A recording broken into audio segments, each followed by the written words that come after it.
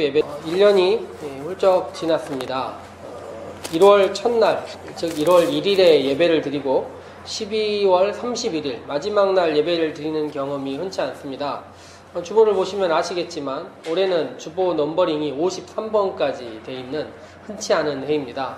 첫날과 끝날 이렇게 예배를 드려야 365일 해서 53주 예배를 드릴 수 있는데요. 앞으로 몇 년간 이런 경험이 없을 것입니다. 53번이나 설교를 했던 것입니다. 하는 사람도 그렇지만 듣는 여러분도 수고가 많으셨습니다. 2017년 맞이하면서 많은 설교들을 했는데 신년 초에 목사는 이제 신년 초에 했던 설교 그리고 뭐 부활절 또 여름 뭐 이럴 때 특별히 기억나는 설교들이 몇 번 있는데요. 물론 성도님들은 뭐 기억하시면 안 되죠. 기억해서도 안 되고 그런 분들은 없을 거라고 생각합니다. 올해 첫 설교로 노아에 대한 설교를 했었는데요. 노아가 의인이요 여호와께 은혜를 입은 사람이다 이런 이야기를 했었습니다. 그 의라는 게 어떻게 증명될 수 있는 것이냐, 노아의 삶을 보니 그가 선한 삶을 살기 위해서 무척 노력했던 것 같다. 그리고 성실하게 살아왔다. 실패하더라도 선한 삶을 가지고 성실하게 살아가는 삶, 그것이 하나님께 은혜를 입는 삶이다 이렇게 이야기를 드렸습니다. 그리고 그렇게 1년 한번 살아보시기를 성도님들께 권면했습니다. 기억하기도 쉽지 않은데요. 이걸 어떻게 지키고 살겠습니까? 왜 잘 기억이 나지 않을까요? 보통은 성경을 많이 읽지 않고 일상이 되지 않기 때문입니다. 그래서 제가 할 수 있으면 내년에 목표로 우리 성도님들과 함께 성경을 잘 읽어보려고 생각을 합니다. 제가 여러 번 이런 이야기 드렸었는데 성경을 읽는 것, 성경을 아는 것, 성경대로 사는 것. 성경대로 사는 게 어려울 것 같지만 막상 해보면 성경을 읽는 것이 가장 어렵다는 것이죠. 그래서 내년에는 주일 빼고 나머지 날들은 하루에 4장씩 성경을 같이 한번 읽어보려고 합니다. 우리 성도님들이 같이 읽는 공지란에 어떤 글을 올려도 반응이 별로 없다가 스타벅스 한 번에 반응하시는 거 보셨잖아요.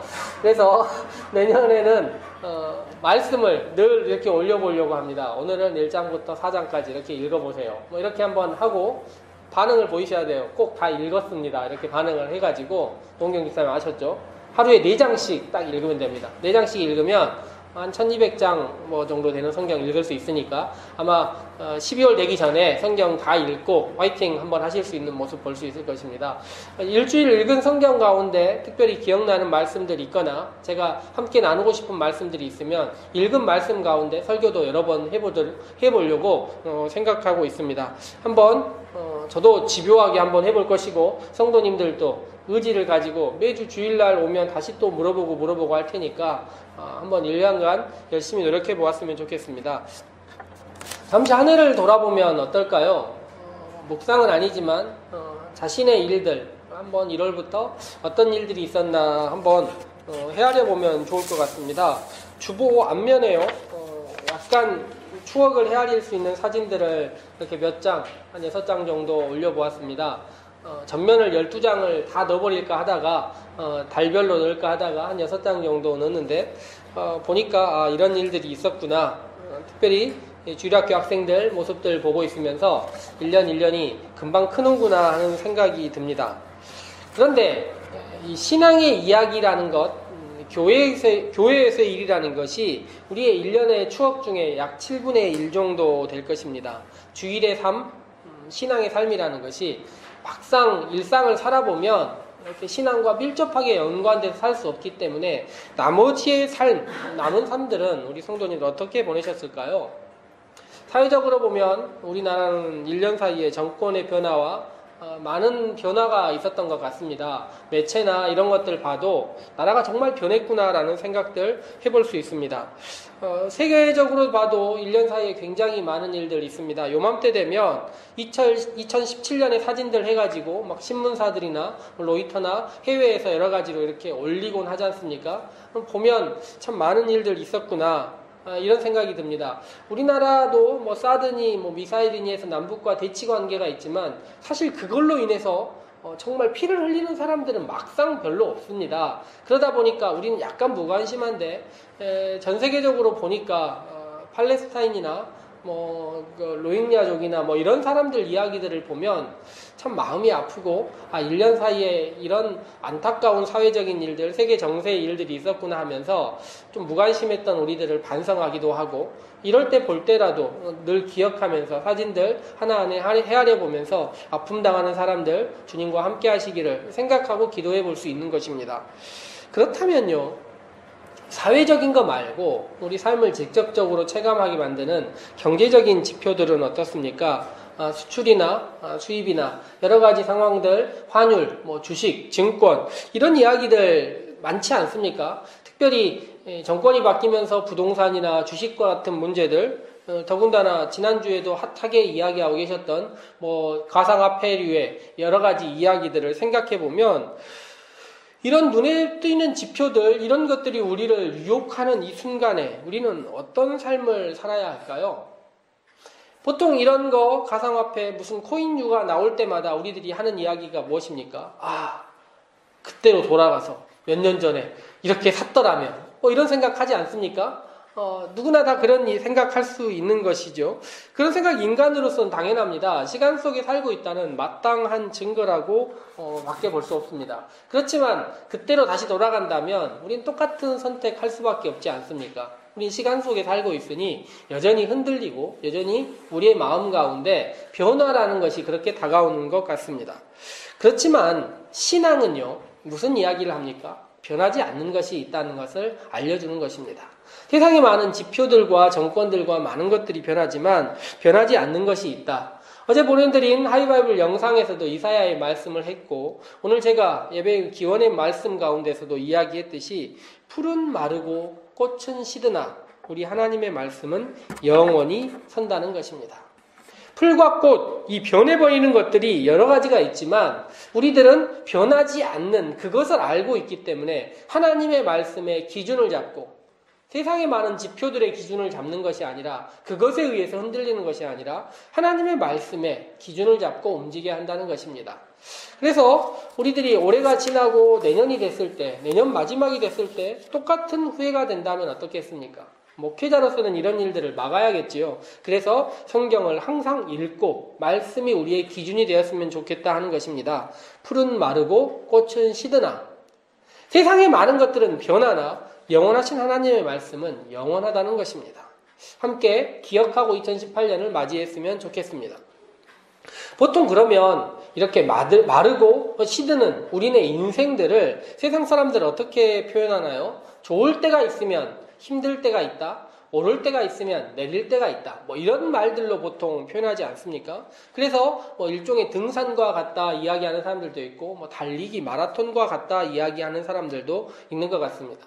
그런데 인생 살아보니까요, 등산과 같지는 않습니다. 내려가는 길은 거의 없어요.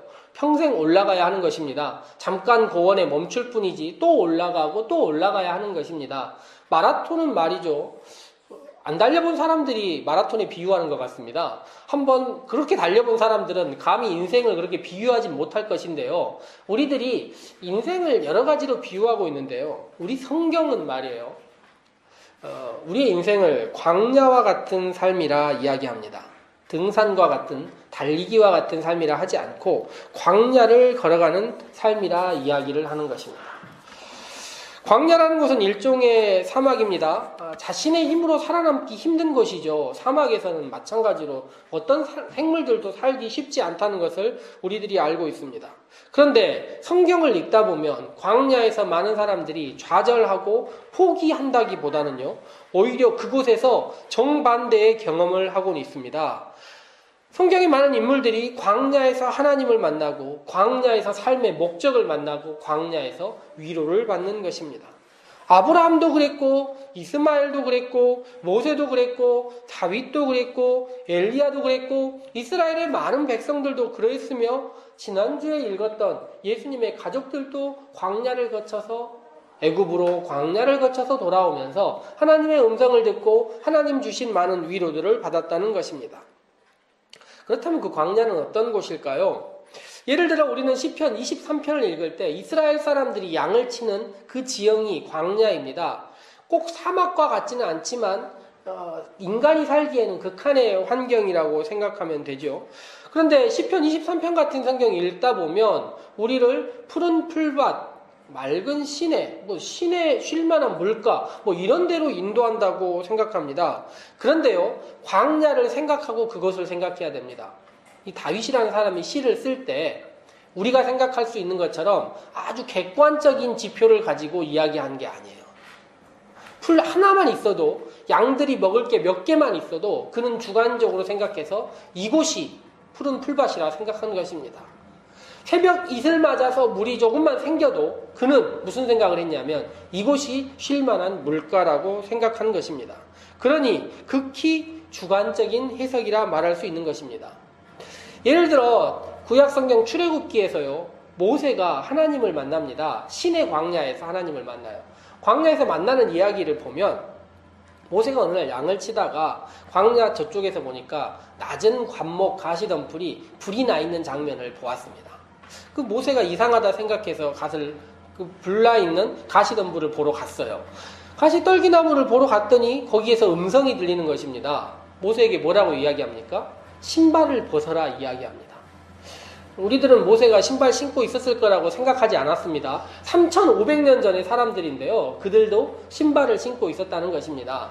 그런데 모세가 하나님께서 신발을 벗어라 하고 신발을 벗자마자 어떤 생각이 들었을까요?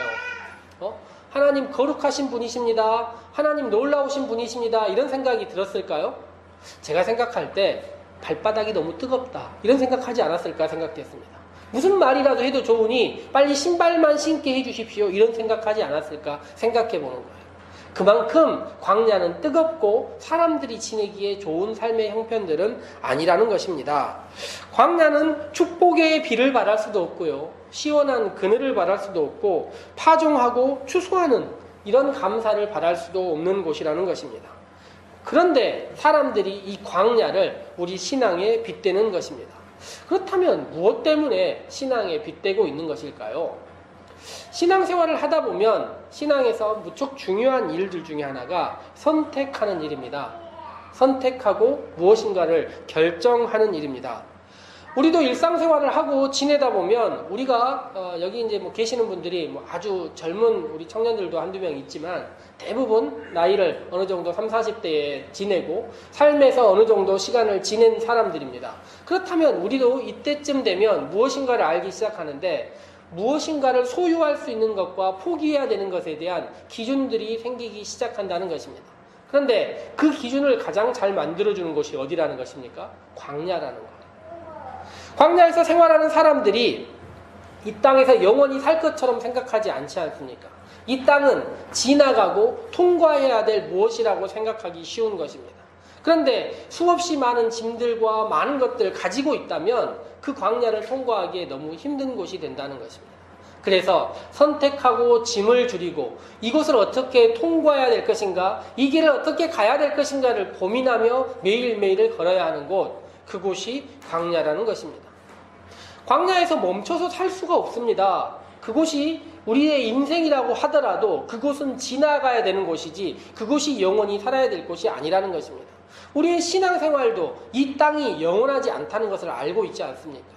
나이가 한 살 한 살 들어갈 때마다 우리들은 이곳이 우리의 영원한 안식처가 아니라 진정 가야 할 곳이 있다는 것을 알기 때문에 광야와 우리의 삶을 빗대어서 무엇인가를 줄이고 무엇인가를 통과해야 되고 이곳이 우리의 모든 것이 아니라는 것을 기억하는 삶을 살아야 한다는 것입니다.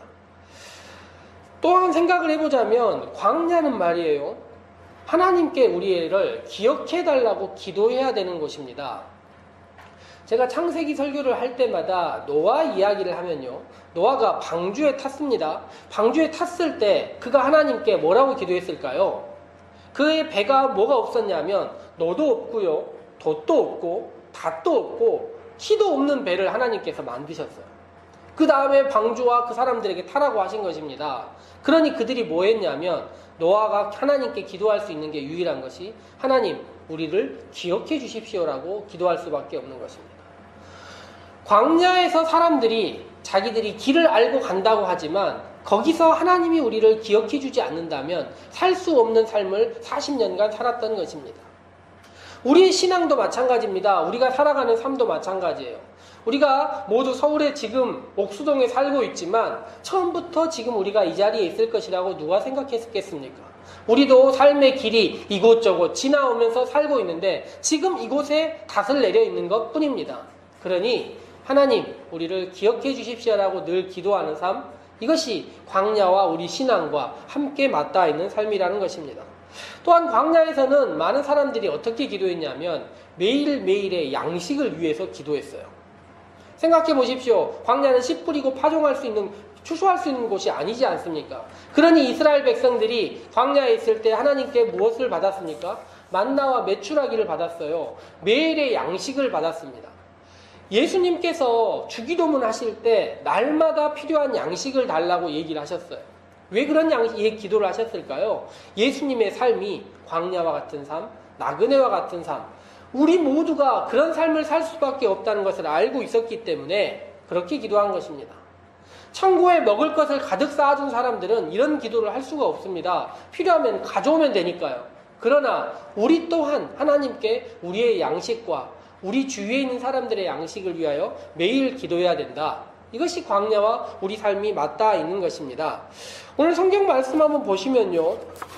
우리가 주보에 읽은 말씀을 살펴보시면 제가 1절부터 49절까지의 긴 말씀 가운데서 여러 단락단락 읽었던 것을 기억하고 있습니다. 사실 어제 읽어오시기를 말씀을 드렸지만 읽다가 보면 이거 뭐 도저히 기억할 수 없는 말씀이구나, 뭐 이런 걸 읽어오라고 하시나, 이런 말씀이 들었을 거예요. 제가요 얼마 전에 네팔에 다녀오지 않았습니까? 네팔에 다녀왔을 때 여정을 여러분들께 몇 가지 얘기 드리자면, 제가 다녀온 곳이 이런 곳이에요. 포카라, 사랑곳, 까데, 오스트레일리안 캠프, 담푸스, 꽈티꿀라. 여러분들 들으면서 이게 뭐냐 이런 생각하실 수 있지 않습니까? 목사님만 기억하는 곳이잖아요. 물론 저밖에 기억할 수 없습니다. 왜냐하면 저도 여행 다녀온 지 한참 됐는데 지도를 보지 않고도 여기 자판을 치다 보니까 다 기억이 나요. 왜 그럴까요? 그곳이 제가 쉬면서 물 마셨던 곳이기 때문입니다. 거기에서 식사를 하거나 물을 마셨던 곳들이 제가 기억나는 장소라는 거예요. 이스라엘 백성들이 민수기 33장에서 이렇게 쭉 내려와서 많은 장소들을 적어놨는데 그들이 그것을 외우려고 하지 않아도 한 장소 한 장소가 다 기억난 것입니다. 왜일까요? 성경에 기록된 장소들이 다 오아시스였기 때문입니다. 그들이 시내 광야를 거치면서 머물렀던 장소들이 다 오아시스예요. 다 물이 있었다는 거예요.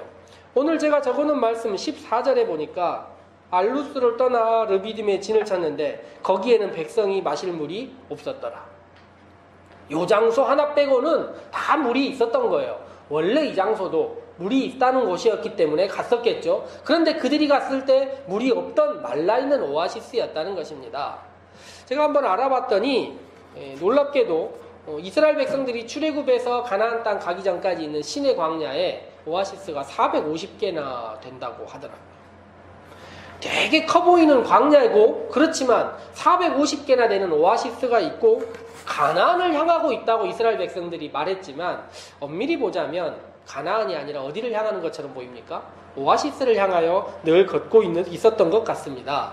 사막이 아름다운 이유가 오아시스 때문이었다고 얘기를 하지만 막상 그들이 진행하는 방향을 보니 가나안을 가고 있는 것 같지만 오아시스라는 점들을 찍고 계속 갔다는 것입니다. 우리의 삶을 이 광야와 사막을 여행하는 것과 같다고 이야기를 할 때 중요한 지점이 뭐냐면요. 목적지가 눈앞에 있더라도 오아시스가 있다면 꼭 쉬어야 한다는 것입니다. 물이 있는 장소에 가면 쉬어야 한다는 것입니다. 이번은 바쁘니 쉬지 말고 가자라고 이야기한다면 그것은 여정을 망치는 일이고 여행을 망치는 일이고 삶을 망치는 일이라는 것입니다. 우리가 신앙생활에서 출애굽기, 레위기, 민수기, 신명기의 말씀을 빗대서 얘기하자면 우리의 삶에서 여기 기록되는 한 점 한 점의 장소들은 무엇과 같을까요?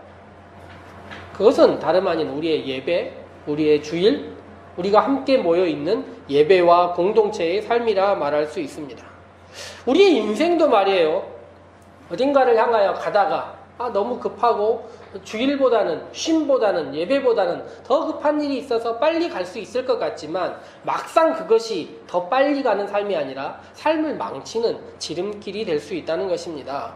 삶은 지도를 가지고 누군가가 이렇게 갈 수 있는 게 아니에요. 멘토들이 말해주고 많은 사람들이 내 삶에 대해서 이야기해주지만 결국 그들도 그들의 삶에 대한 이야기를 해주는 것이지 내 삶에 대한 이야기를 해주는 것이 아닙니다. 성경은 무엇이라 얘기하냐면 바쁜 것 같지만 꼭 오아시스에 멈추고 매일 바쁜 것 같지만 하나님께 기도하고 바쁜 것 같지만 하나님의 말씀에 귀를 기울이고 하나님이 주신 사람들과 함께 살아가는 것이 이 광야를 건너가는 이야기라고 이야기하는 것입니다. 광야에 대한 이야기를 읽다 보면 저는 이제 두 가지가 참 항상 기억이 났는데 어렸을 때부터 만나와 메추라기 하나님이 매일 주시지 않으면 살 수 없는 것들. 그런데요, 생각해보니까 40년이 지난 다음에 하나님께서 만나와 메추라기를 멈추셨다 이렇게 얘기가 나와요. 딱 가나안 땅에 들어가자마자 멈췄다는 이야기가 나오는데 하나님 입장에서 뭐 우리가 생각하고 하나님을 뭐 위에 두는 건 아니지만 40년간 말이에요. 매일 먹을 거 챙겨주는 일이 얼마나 귀찮은 일입니까?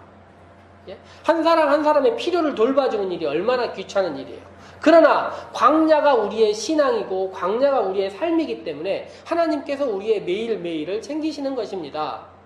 우리가 약 30, 40년 정도 삶을 살았다고 생각해보면 우리의 일생도 막상 되돌아서 생각해보면 하나님께서 우리를 만나와 메추라기로 먹이셨다는 것을 기억할 수 있습니다. 광야에 대한 추억을 헤아리는 마지막 이야기가 신명기 마지막쯤에 나오는데 신명기 29장에 보면 이런 이야기가 나와요. 주께서 40년 동안 너희를 광야에서 인도하셨는데 너희의 옷이 해지 아니하고 너희의 신발이 닳지 않았다 이런 이야기가 있습니다. 그 뜨거운 낮과 밤의 온도차가 심한 기온 사이에서도 하나님이 우리의 옷자락을 해게 하지 않았다는 것이고 신발이 없으면 걷지 못할 그 뜨거운 광야에서 신발이 닳지 않게 해주셨다는 것입니다. 돌짝밭과 같고 극한의 환경들이 있지만 하나님께서 그들을 기억하고 있었다는 것입니다. 삶의 여러 가지 형편들과 불편함을 누구보다 하나님이 잘 알고 계시고 그거에 맞춰서 우리들을 움직여주시고 그거에 맞춰 필요를 채워주셨다는 것입니다. 먹고 살아가고 일상을 살아가는 작은 필요부터 우리의 삶의 목적과 위로까지 어쩌면 광야가 하나님의 은혜가 가장 가득한 곳이라 말할 수 있다는 것입니다. 우리에게 2017년 한 해를 돌아보면 우리에게 어떤 은혜가 있었습니까? 수없이 많은 재물과 많은 권력들 가지고 있는 것, 우리가 막 승진하고 높은 자리에 올라가는 것, 이것이 우리에게 은혜일까요? 한 해를 지났는데도 1년을 놓고 보니 하나님께서 나의 의식주를 책임져 주셨고 하나님께서 나의 가족을 돌봐주셨고 나의 미래를 향한 한 걸음 한 걸음을 돌봐주셨다 생각한다면 그것이 은혜가 아니겠습니까? 놀랍게도 우리는 1년 동안 매주일 오아시스를 건너서 이렇게 일주일을 지나서 1년을 맞춰온 것입니다. 우리는 놀랍게도 53개의 오아시스를 건너왔네요. 내년에도 우리들에게는 매주일의 휴식과 예배와 삶의 안식들이 있을 것입니다. 그 안식들을 하나하나 건너갈 때 하나님이 우리에게 주신 더 소중한 곳, 정말 가야 할 곳에 갈 수 있다는 것입니다. 그렇지만 다 알다시피 내년에 광야의 삶도 쉽지만은 않을 것입니다. 그렇지만 하나님께서는 낮에는 그늘이 되어주시고 밤에는 온기가 되어주시고 우리들의 의식주를 책임져 주시고 우리들의 삶의 소중한 것들 돌보아 주시는 하나님의 은혜가 있고 우리들을 함께 모여서 예배하는 사람들, 이 오아시스 같은 소중한 공동체가 있는 한 내년 한 해의 삶도 하나님과 함께하고 성도들과 함께한다면 우리들이 순탄하게 지내지 않을까 생각해 봅니다. 광야의 삶이 쉽지 않지만 그 안에 은혜가 있음을 기억하며 그런 삶의 나라들 하나하나 헤아려가면서 가나안 땅을 향하여 하나님 나라를 향하여 함께하는 성도님들의 2017년, 2018년 되었으면 좋겠습니다. 함께 기도하도록 합시다.